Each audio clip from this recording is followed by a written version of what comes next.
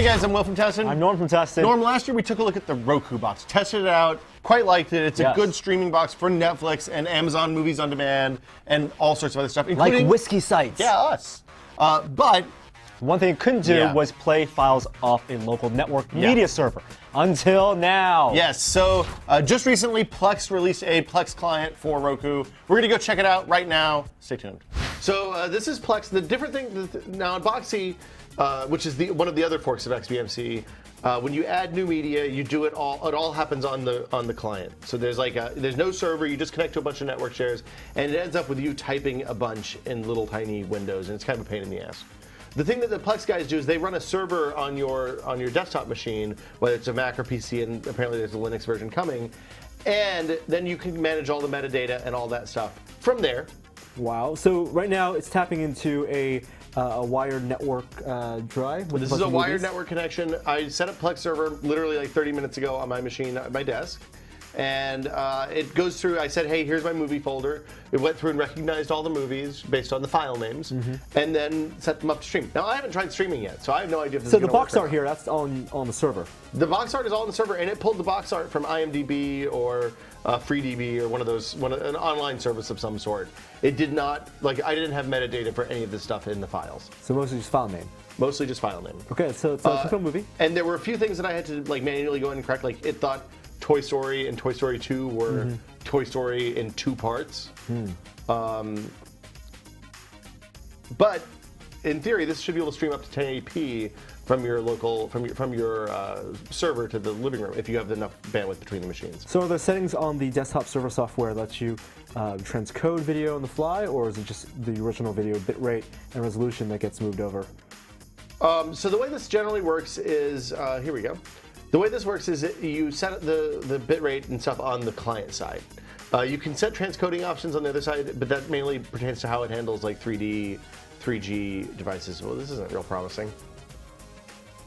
Yeah, because I would want to set lower bitrate or low resolution if it was going over Wi-Fi. Oh, I think it just upscaled the rate. Because look, the text looks better now than it did a minute ago. I think this is probably, I don't know what resolution this is streaming at. I don't know if we can even see on this. It's probably trying to upconvert whatever resolution it has. Yeah, so it's 480p. Yeah. It's a DVD rip, this particular movie. I have some Blu-ray rips on here as well, so we can go take a look at them in a sec. Server software is really easy to set up. It's all the configuration stuff is web-based, so you just load up a local host link in a browser. It runs in the background as a service, so it's no big deal. It's a little slow starting and stopping. It seems like the Roku boxes aren't super powerful. They're relatively lightweight. But if you have a Roku box already, because you got one for our whiskey channel or something like that, then this is something you should know about. It's a little tricky to install the client on the Roku box. It's not in the channel store yet, so you have to actually log into Roku.com, go to add a custom channel, and type Plex in there, and it'll just add automatically, and then it shows up on your player the next time you sign in and go to the channel store. We'll add files from USB connected hard drives and not Ethernet. I think you have to be on the server. It has to be on the server in order for this to work. But the Roku can play stuff on USB connected hard drives anyway. Right. I believe. That's is that a feature you actually use? Oh yeah, absolutely. Really? Yep. See, if it's not in a menu, I don't fool with it. USB key. Videos on USB keys. Is there a minimum Roku box requirement? I think it works with all the Roku boxes that will run channel store apps. Let's go find something HD real quick and see how that does. The neat thing about Plex to me is the moving the metadata off of the client and onto the server. So then, right now if I add another box to my home network, I got to redo all the metadata again.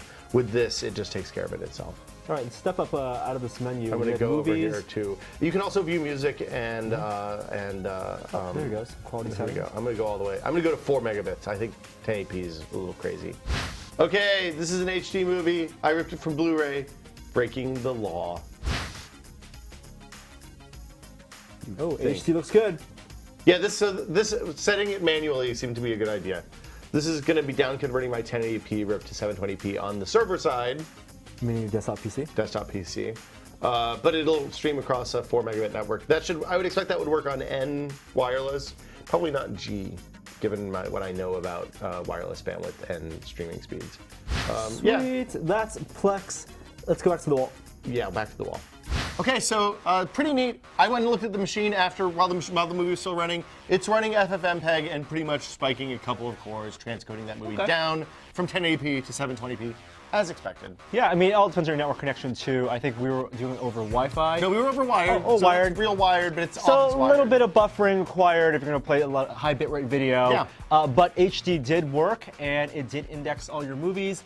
Got some metadata. Yeah, and as we said during the quick look, it is still a beta product. So I'm sure like the Plex guys are working on improving performance and stuff like that. If you already have a Roku box, it is a great thing. You should definitely check it out. No reason for you not to try it out. If you don't have a Roku box, I don't think I'd buy one quite yet, just for Plex. But you know, we're on there. Just saying. For Test Time, Will. I'm Norm. See you guys next time. Bye.